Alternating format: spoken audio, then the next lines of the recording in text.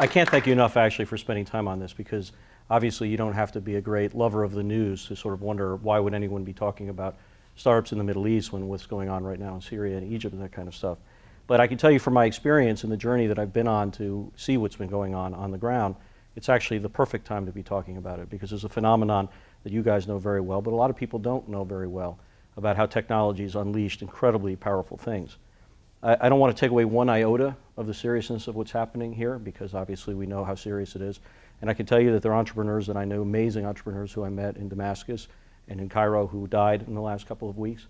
So it's a very, very real thing. I'm not going to be talking about, here's something nobody knows about, it's the only thing that matters. Both matter, both coexist, but it's something very powerful.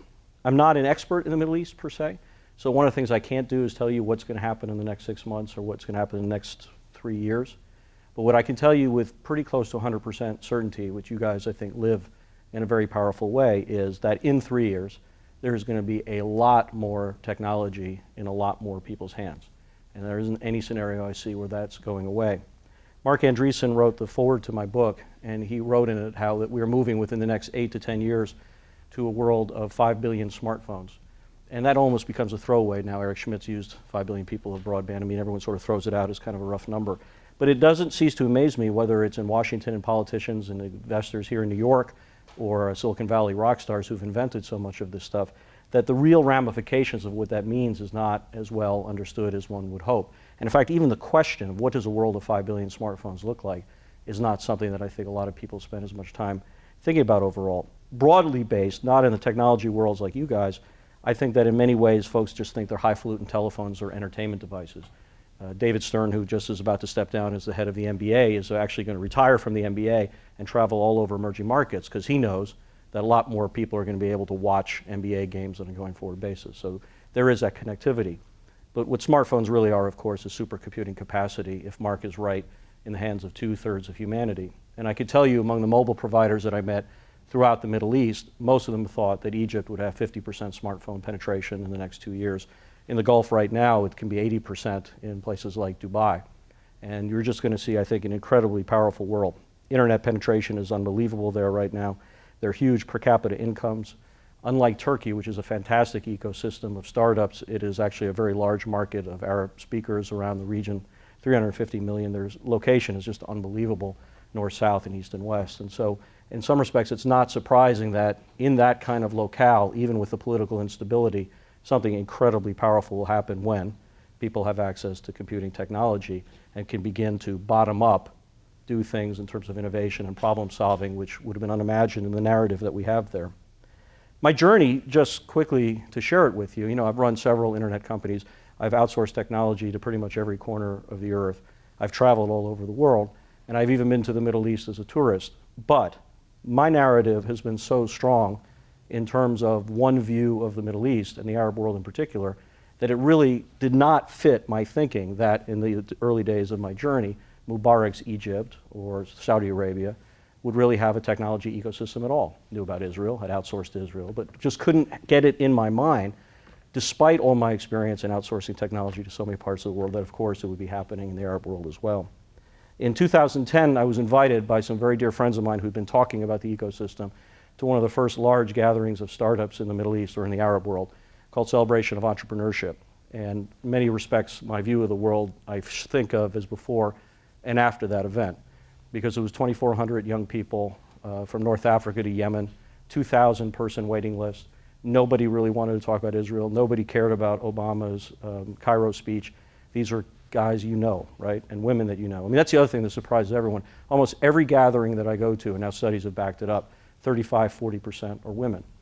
And you'd feel completely at home in these events and in the problem solving and the challenges that they're thinking about. And it just made me wake up to my own stuckedness in the narrative that I have and made me start to think about the world. I expanded that trip and started traveling around Cairo and Amman and other places where I'd heard it was real, and I just saw it over and over and over again. And I got called back to be a judge of a startup competition in January of 2011. And again, from all over Egypt, these amazing young people building amazing things. In fact, one of my favorites was a guy who kept talking about this great highest paid, he said it was the highest paid weather app in the world. And I looked down at forgive me, I have an iPad.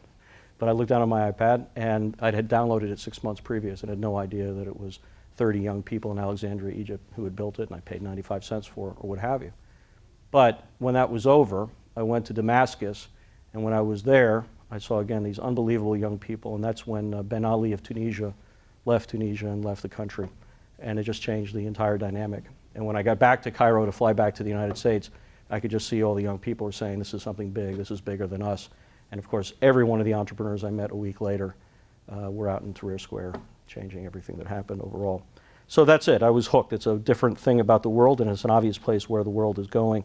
And the caliber of the kids that are building stuff in a world where the ecosystem, which I'll come back to in a moment, is really a bottom-up ecosystem, right? I mean, the infrastructure of education, government supporting this is, to be kind, de minimis. The headwinds that these young entrepreneurs face are really important. But again, if you have ubiquity of access to broadband technology and mobile devices, you just build stuff anyway. And in every country that I've seen, they've done it in the most powerful way. The kind of startups that I've seen, I bucketed them in the book into 3 categories, and they'd all be familiar to you based on the things that you use overall. The first is also very familiar in emerging markets generally. I call them the improvisers. They are often called elsewhere copycats, which I think is uncharitable, because I think these companies have done an amazing amount of effort, not just to merely take that which has worked in the West and bring it here, but they're incredibly sensitive to the dynamics of the region and unique needs to it overall. But as you know, Baidu in China and e-commerce companies in Brazil and everywhere, it's not surprising that in risky environments, people take something that's already worked and ameliorate some of the risks by customizing it to the market. So Maktub was the Yahoo of the Middle East, which was bought by Yahoo for almost $200 million a couple of years ago.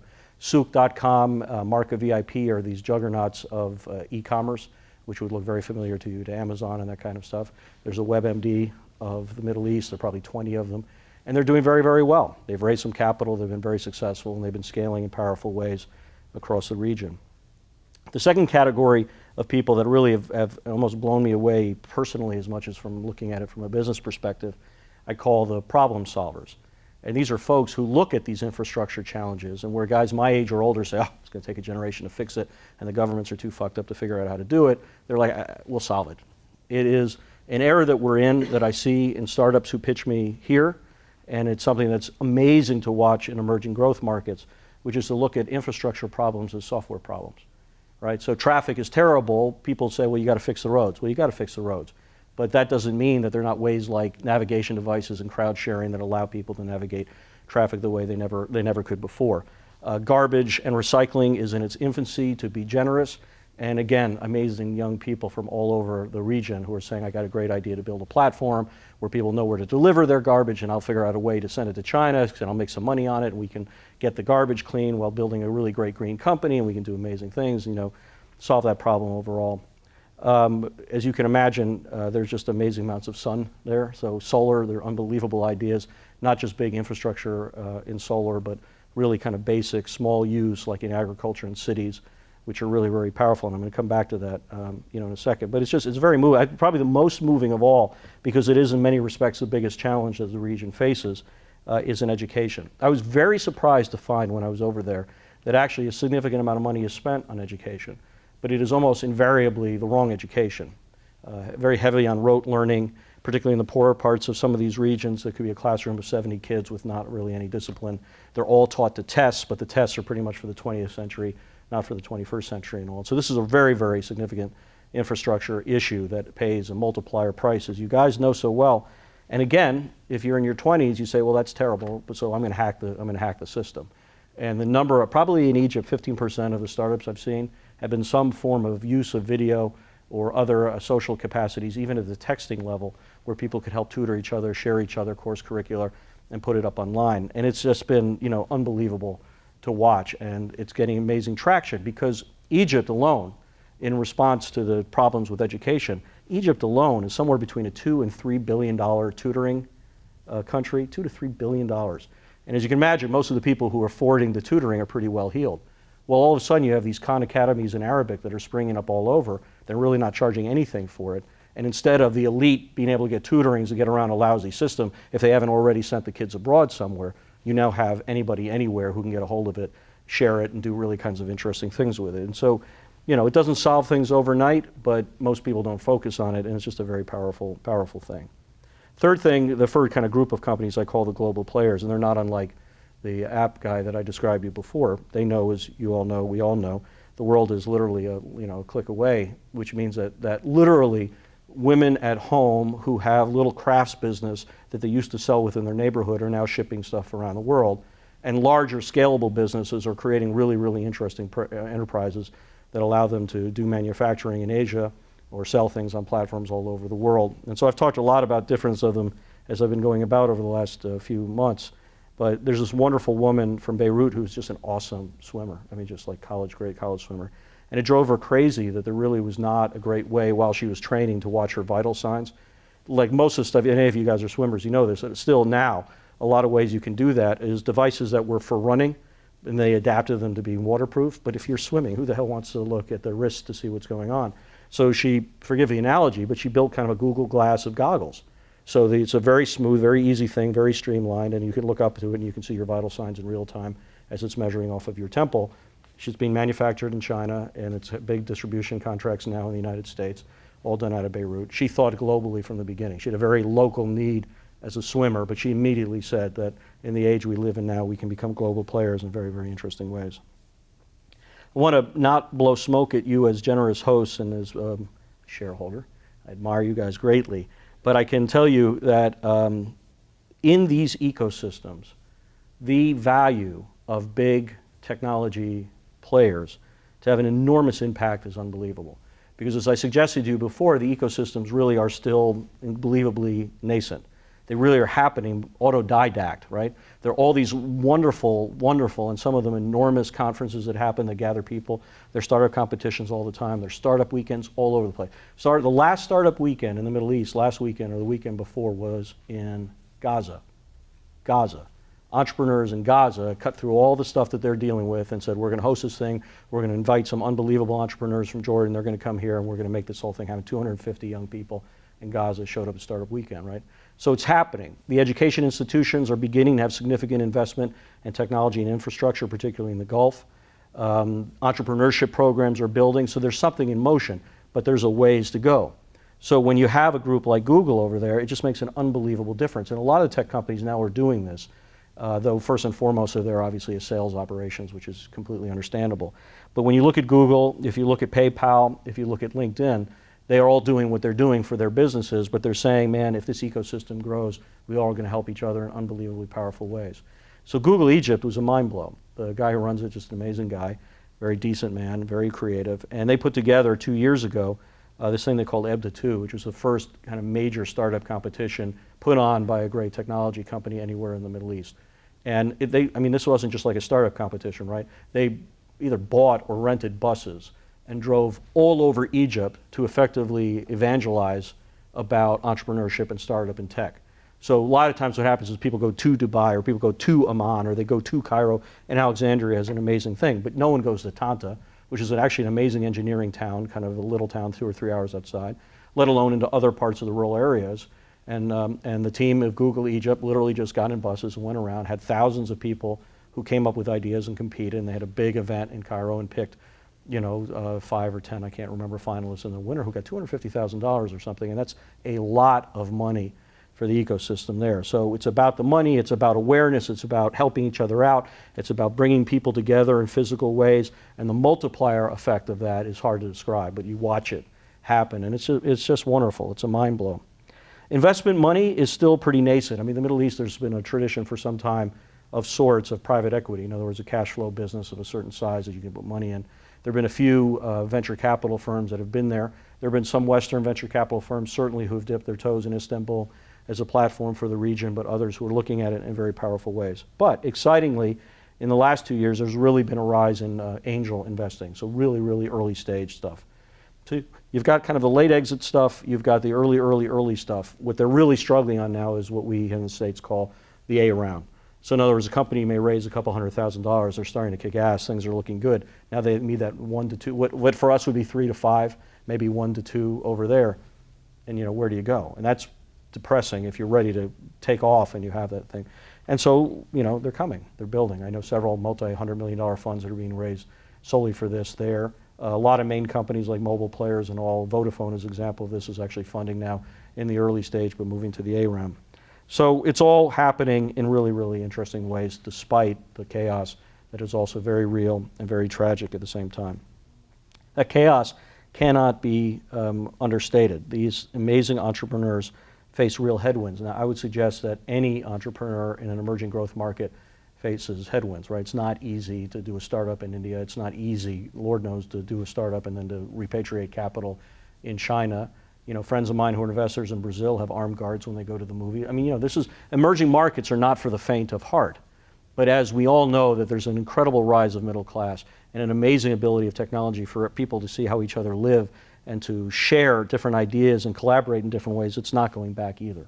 So it's just a different kind of mental outlook to the challenges, knowing full well that the top-down guys, the guys who are playing the 20th century rules, like Syria, are squashing what is really a generational opportunity. So both are true, both are to be considered, but I think we in the West tend to think about the bad one, not about this hopeful one as much. I'll close with a very interesting thing that when Benghazi happened, you know, our consulate was attacked and Chris was killed and 3 other people were killed, and Cairo embassy was attacked. I got a phone call from a New York Times journalist who effectively said to me, well, okay, you're done, right? I mean, you're going to stop talking about this. There's no way this is ever going to happen. And I said to him, he's a very smart, well-traveled guy, knows more about the Middle East than I'll know. And I said to him, how many people were involved in those attacks? And he said, I don't know, maybe 2,000, 3,000 people. And in point of fact, it was probably about 200. And I said, well, look, I mean, these attacks were terrible. I knew the ambassador. I mean, you know, these are terrible. But 4 months earlier, I was in Beirut for the MIT startup competition. And it was 5,000 or 6,000 companies from all over the Middle East. 40% of them were women. That represented 14,000 or 15,000 entrepreneurs. And their ideas are unbelievable. And he just kind of froze and said, well, this is, you know, there's something else that's going on. And so in many respects, as I thank you a lot for spending time on what is a counter-narrative, I also know that you know that this is where the world is going. That, again, we know in 3 years there's going to be a lot more technology in a lot more people's hands, and the ramifications on politics, on culture, on society, on debates about religion, about debates about women's roles in society, and about how people seize their economic future, I don't think it's ever going to go back. Thank you for listening.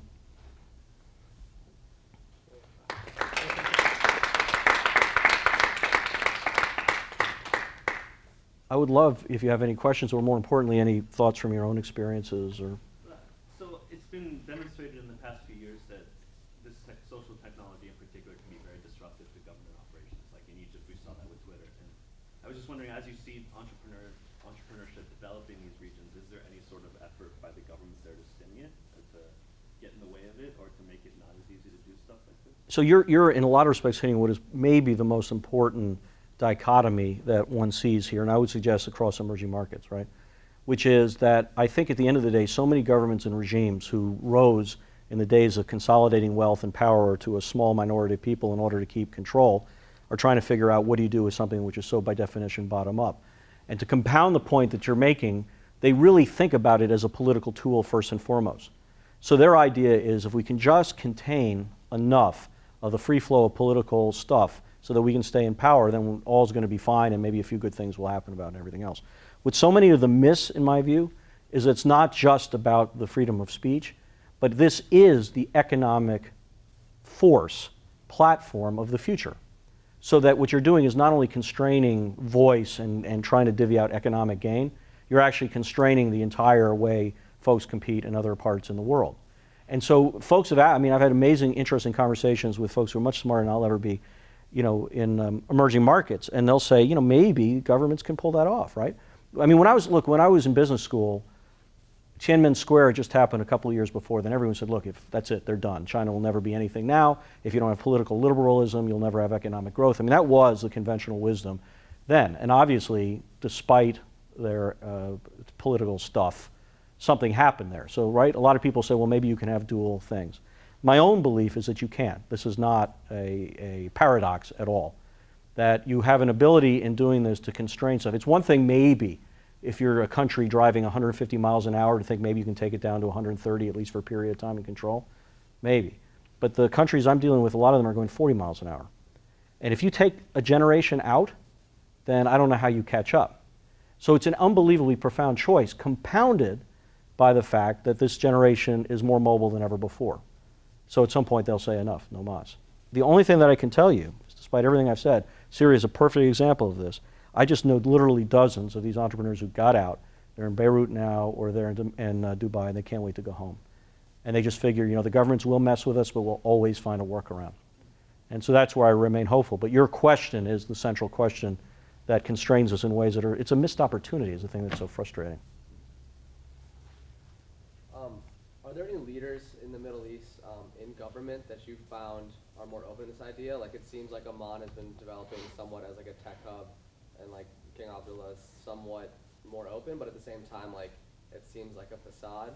And I'm just wondering, like, traveling, do you see that there is, like, even if it's not established leaders, that there are people in power that are looking to this opportunity and to actually embrace it? I think the answer is fundamentally no. The King of Jordan is a very remarkable guy and has been backing the information technology from an infrastructure basis for many, many years. The talent that you see in Amman and the incubators there will blow you away. And you can't take it away from his government and thinking about that. At the same time, Jordan passed some pretty tough news rights and freedom of speech right stuff on the internet that had a chilling effect on a lot of young people. They're like, I didn't think you were going to do this, and now you're doing it too. Dubai has all the infrastructure and all the wealth. E-commerce is going to be an enormous opportunity in the Middle East in the next couple of years, and Dubai is a fantastic hub for that, logistics as much as anything else. They've got their internet crackdown stuff as well. And so what I would say to you, at least in the case of the Emirates, and at least in the case of the King of Jordan, I think they're doing a balancing act. They know that there's something here. This is not just lip service. I don't believe it's just lip service, but they're in a tough neighborhood and they're trying to balance that in different ways. And history will tell whether they can pull off that balance in a very, very powerful way. But this is a golden opportunity for some leader to step up and relate to this generation and see what happens here. This the new head in Qatar and all young, you got a whole generation of people now in their 30s and 40s coming to power. They're going to be making choices. So, but I don't have a crystal ball on it. Can I ask you guys a question? I mean, if I can cold call on, why are you here? I mean, I'm like thrilled to see you, but why are you here? Got nothing better to do, or just get a break, or startups in the Middle East? I mean, why are you here? Interesting. Why? Well, I might be a little different, but I'm on the localization team here, and I studied in Amman in college, so something I'm very interested in. So you've met these people, Yeah, I was actually wondering, because I studied there, I went to the University of Jordan for a time in college, and most of the people I interacted with came from incredibly wealthy backgrounds who were in university. At most of these conferences, are people college educated from a university background, or are you really seeing more of the common people getting engaged and wanting to pursue these? It's across the board, and I think, I can't prove this to you, somewhat chronological. Meaning it is not surprising that young people have gotten a very good education and have had the resources to experiment with technology. And I think as importantly, have parents who are willing to let them take risks so they know where things are going is very powerful. Someone who read my book said, man, did all these guys study in the West? And in fact, I interviewed over 200 startups, and I could only write about 30 of them without losing the audience totally. And of that, probably only a third of them studied in the West, meaning that they really were doing things on the ground in very powerful ways. So what to me is so exciting at these gatherings is you do see the wealthy, you do see Western educated, and you see everybody from everywhere who's with their devices, and they're like, this is cool, we can make it happen. So I believe that you'll see some action from folks who have that, and then they start giving it back. I love this. One great entrepreneur is Sami Toukan. Did you meet him at all when you were in Jordan or hear about him? So he was the founder of Maktub, which was the first big exit over there, the Yahoo of the Middle East. And what did he do? Which has happened 100 times here. He could have taken his money and run. He could have done whatever he did. He formed something called Jabbar. A lot of the best entrepreneurs from that company went out to form other companies. Souq.com used to be part of it. And with Jabbar, he's funding startups all over the place. And the stars of his management team are now starting other stuff. And trust me, they come from everywhere. So that's the cycle that if in fact it happens at scale, I think changes everything. Why are you here? I have like two main reasons I think I was interested in coming here. One was I read about the startup weekend that happened in Gaza. Really interesting article about it. And it was the first time I considered startups as a path to peace and a path to creating a more progressive world. I'd always seen startups as a way of allowing people, like the way that we view startups now, a way of allowing anybody to create a business, but not necessarily, and I've always seen social entrepreneurship, but never something that has quite such a big political change as well. So I was really interested to find out like your viewpoints on that. And then the other thing was I've often found that generally the best ideas come from desperate times. I think now, like in the West, I think everyone, akin to sort of like empires, like everyone's just got used to the life being a certain way, and it's only when life is at like its worst that actually like real innovation happens. I couldn't agree with you more. I think that like, as you were saying this, I literally just wanted a list of all the great startups you were talking about. I wanted to go through each of them and see, like, are these things that like we could bring in, whether it's bringing into Google or like starting, like I always wanted to start my own company as well. So the idea of like taking these great ideas, and I think one of the things you pointed out was a lot of these companies beforehand had taken ideas from the West and had localized them to a point with that thing. I think now we're starting to get to a point where there's so much great startups that we're going to see like a reversal of people taking the great ideas from these emerging markets and starting to move them back over. You've asked so many unbelievably exactly right questions about some of the stuff that's going on. And by the way, in the book, and I think we're handing them out to you guys on their way out, I have a list in I have very long, people criticize me, I have a very long list of thank yous. I actually listed every company that I spoke with, whether they're in the book or not. But so it's actually a very easy guide for you to kind of look at least some of them. And remember, this is only a fraction of the folks that are out there. And I have friends who are pissed off because they're not in there at all. I mean, that's the kind of the nature of thing, and that's my fault, not theirs at all. So I think that I think it's a very powerful thing. And I think the ideas that you do independently or to think about your role in Google is very, very profound here, because it's the impact, as I suggested before, is great. The second just quick thing that I would say is that I actually spent, it was some of the more interesting interviews that I did. I have interviewed my buddies in Silicon Valley, because I effectively wanted to ask them, I'm like, you invented this stuff for all intents and purposes. How are you thinking about the world for the next 10 years as opposed to the last 10 years? And what was amazing to me is that a lot of them are still thinking about it in a framework of the last 10 years, meaning, well, we'll invest in an emerging market if the market cap is so big, right? We'll lose our ass in China, but it's so big we got to be there, so we'll be there.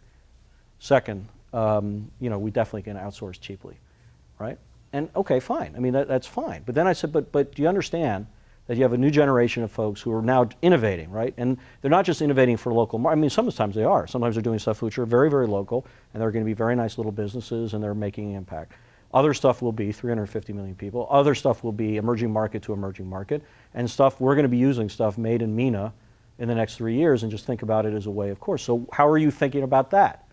And often, the answer was, well, if they're that good and that innovative, we'll convince them to come to Silicon Valley, which is a very 10 years back kind of a thing. And the network of, look, Silicon Valley, it's easy to like try to poke fun at it, but it's an amazing, I mean, it's like in world history, like Florence. I mean, there have not been a lot of geographic locations that have just put together this network effect of unbelievable talent, right? So I don't want to, with all the hubris that we also know about, I don't want to take away one iota of that. But the world is changing, right? A lot of people ask me, what is the Silicon Valley of the Middle East? And I said, it's a wrong question. There's one Silicon Valley. Now there are going to be lots and lots of hubs of really, really interesting innovation. How are we going to get into it? How are we going to support it? And how are we going to co-author it? This is, to me, in some respects, the most important thing. Because if you're over there, no one liked me for our government, okay? But they loved Steve Jobs. They loved, Sergey and Larry, and they'd love to connect with them.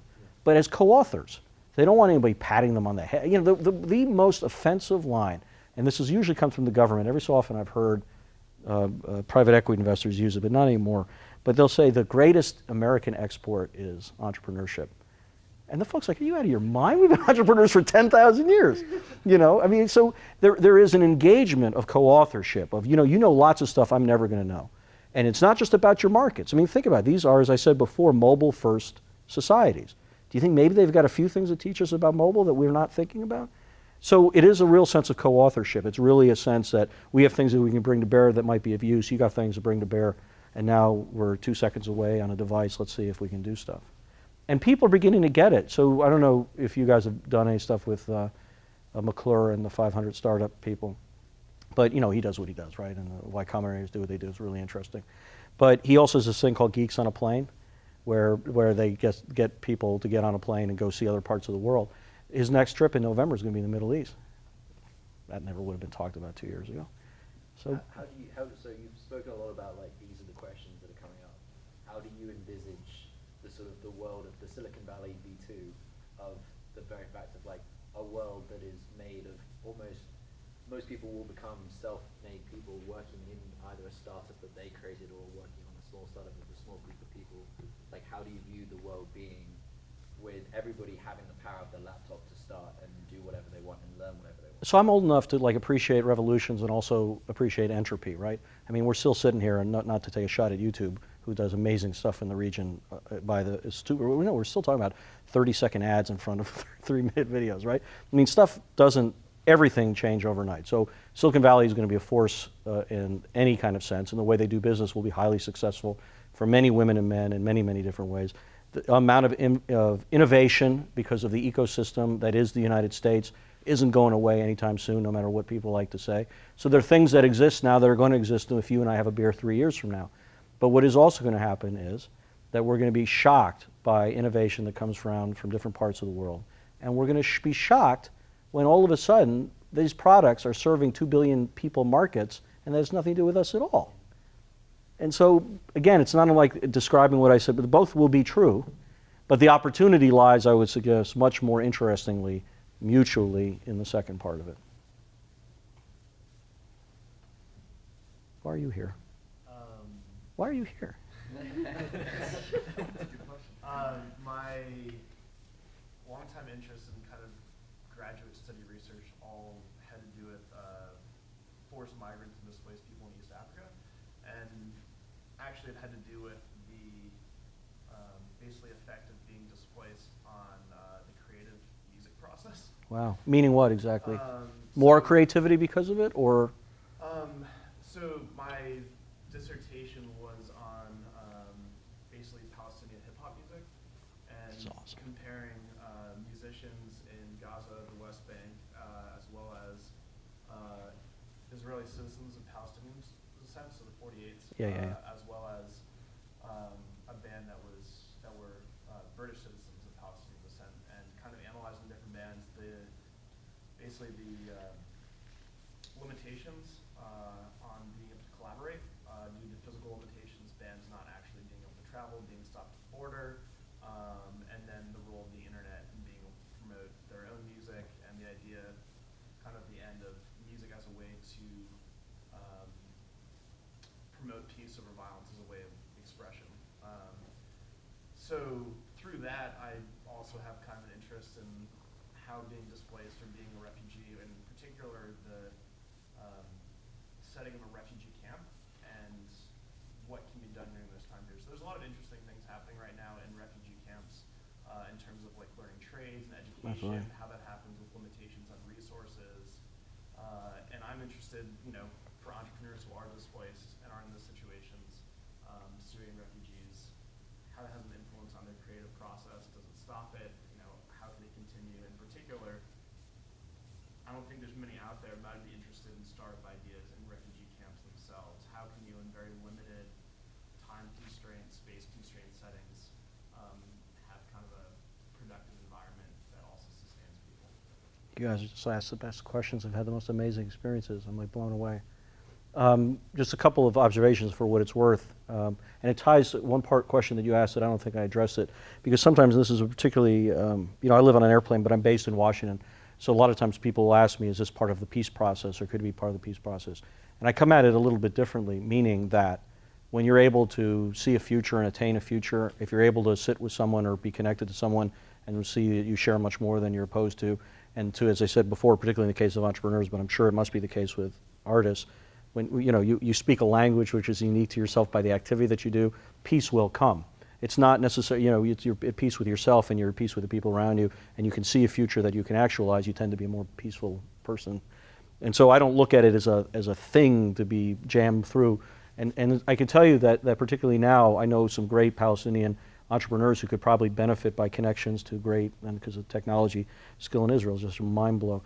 But it just, all of a sudden, that the very act of that right now, today, almost politicizes it. And they're like, we're about building, no politics now, right? No religion, no politics, let's build. But that doesn't mean that one day it couldn't open up in a very exponential way as people get to do it. So that's sort of the way that I think about it in terms of the framing of it. I called your attention, if you write it down on your mobile device or whatever, this amazing woman named Deena Shakir, C-U-R-L-E-Y, is the editor-in-chief of another amazing enterprise called WAMDA.com, which if you guys don't go to it, you should go. WAMDA.com, and the founder is a great Lebanese entrepreneur. It gets ticked off when I say it, but it's the best way I can do it by analogy. It's sort of like TechCrunch. I mean, it's like the definitive portal of content of what's happening in the ecosystem over there. But it's much more than that. It's a social community where people can share ideas and best practices, the resources that you can get there. They hold events, usually smaller unconference events, or they have this thing called Mix and Mentor, where they bring together, people have been there with young people and they can brainstorm and do that kind of stuff. Anyways, Nina is the editor of content, and she did this amazing piece where she interviewed Syrian expats who escaped with their lives effectively, and I think they're in Dubai now, and how they think about their experience and what they've learned, how they're keeping their creativity alive, and how they're counting the minutes to be able to go back. And it was in the Washington Post, it was like 2 weeks ago. So if you Google it, it's very findable, and it's really moving, and it's really provocative, and it falls right into the category that you're thinking about. All I would tell you is a couple of things is that the hunger is just a mind blow, right? So I don't know if this is still happening now, but I can tell you that less than a year ago, there were amazing, amazing engineers in Damascus who literally snuck over. I was going to write about them, but I realized I might put them in jeopardy by writing about them, so I never did. But they literally would sneak over the border to have quarterly meetings with their Beirut partners. And then in between, whenever they could find access to a proxy server, they did. And when they could find broadband, they did. And if not, if they found electricity, they would do. And they just don't stop. And this Oasis 500 that you mentioned, which is an incubator in Jordan, has these amazing sessions of training and so on. They're amazing. And but guess what happens? They're based in Jordan for Jordan, and folks in Ramallah hear about it, and they're like, come to Ramallah, we got to do this. Do you do it here? And can we send some people? All of a sudden, a bunch of Syrians show up. Say, can we participate also? Because that's the kind of hunger and the appetite that's there. And I don't think that gets stifled. I think it just almost gets magnified in a broader sense of mission as well as a passion what they do. In terms of the refugee camps, I don't know the answer to that with precision. But what I can tell you is that when people have technology, they do unbelievable things. So one of the most amazing group of entrepreneurs I met anywhere were these 5 young women. I feel like I'm rambling, so forgive me, but it's cool stuff. But anyways, so there's this thing called Injaz Al Arab, which is based a little bit on Junior League, I think. But anyhow, they do entrepreneurship classes all over the Middle East. That's their purpose in life, Arab based. And I think 1 million or 2 million kids have been through their programs in elementary school and high school. And they may have 30,000 a year or something like that directionally who do these programs. So every year they have a big startup competition, the best of the best high school kids. And so 5 young women in Yemen learned that one of the biggest problems in a tent community near them was that because of kerosene lanterns, there were fires. And they said, well, this is ridiculous. There should be solar panels. They should all have little devices that are chargeable and they can have light that way. Why would anybody use kerosene lanterns? So their high school project, took them 10 months, was to build charging stations with solar panels and to get distribution of these electrical lanterns to this community, which they did. All right, unbelievable in and of itself, but it gets better. So one of the judges, I was there, asked these amazing young kids, they just said, wow, so but where'd you get the solar panels, right? I mean, it was like some NGO give them to you, UN give them to you. How'd you get, I get what you put together and you really did a great system integration here, but where'd you get the solar panels? And they didn't skip a beat. They said, well, we built them. They're like, what do you mean you built them? So, oh, yeah, there are these great videos on YouTube. This is where you guys come in. And if you search around, it took a while, but they're literally, if you search effectively solar panels, materials at home, there are all these ways to do it. It took them 10 months to do it, but they figured it out. And then they built like little solar panels to put in umbrellas so that people could have fans in the heat, and this kind of stuff. These are 16-year-old, 16-year-old girls in Yemen, okay? So that's not quite the refugee camp analogy, except that they found a way to bring something to bear and what is equivalent to those circumstances there. There's in Egypt, but I also saw an amazing version of this in Uganda, folks that are using texting capabilities to report things like sexual violence, which is unbelievably important. And then I remember the entrepreneur saying, I think I'm a journalist. I never meant to be a journalist. I thought this was a surface. But I'm getting all this insight and stories that's helpful to the community about what's happening on a day-to-day basis. And so I haven't seen specifically examples like that coming out, but they certainly are in the kinds of circumstances that would talk to what you're talking about. I think I've taken a lot of time. So. What is the real-world potential of like a landscape-changing piece of tech or app coming out of the Middle East? And should that happen, like a Twitter or a Facebook coming out of this development? And should that happen, how does that affect the sort of Western centralization of the modern landscape of technology? The Western centralization from a structural perspective, like the success breeds success ecosystem that I talked about in terms of Silicon Valley, I think wherever great innovation comes from still will have a sense of that structurally and physically and realistically, right? But where I think the impact is so profound is in psyche, both in terms of folks here, but frankly with folks on the ground. I cannot tell you how much success breeds success is important anywhere, but has a particular power in emerging growth markets. When Maktub went public, it just changed the whole, I mean, this was a $200 million exit, right? 175 million, whatever it was. And it just changed, there were just a whole generation of kids who said, oh my God, we can do it here. And when these kids got Mubarak to fall, they all looked at each other and said, oh my God, we can do it. My parents were wrong. We could do this kind of a thing. So it has this kind of multiplier effect that's very, very powerful. So, for example, if this young woman really does have the definitive goggle of swim training, I can't describe to you not only the multiplier impact there, but then folks over here say, well, we should be distributing that. Or, of course, we need to be thinking about this in a different kind of a way. Put it another way. If we were sitting here in this room 20 years ago, 10, 20 probably, and I said to you that the biggest or among the biggest player in gaming and consumer electronics and in mobile structural devices were Korea, Japan, Finland, you know, we'd look at each other like, what are you talking about? And, you know, things like that then take on a life of their own if they continue to scale and continue to have, I think, power. But the biggest paradigm shift, which is so stunning to me, that people across generations and across geography still seem to have problem really coming to terms with, is this construct that it can happen anywhere because the tools are now available. And the thing that I think sometimes we don't focus on, and again, this is where my age comes in a little bit to it, is, I mean, I remember when there was a lot of great technology, but a lot of it just didn't work that well. I mean, it really works now, unbelievably easily and well and accessible. And when that happens, then it changes everything that you're asking. Thanks for asking that. Thank you guys for spending time with me. It's really been a treat. If I can be helpful to you in any way, if any of you, they've got my contact information. If you ever go to the region, you have to ping me because I know a lot of really fun, interesting people would kill to do it. Take a look at what McClure's doing. If you can take time off and go over, I would encourage it, you know, deeply. Thank you.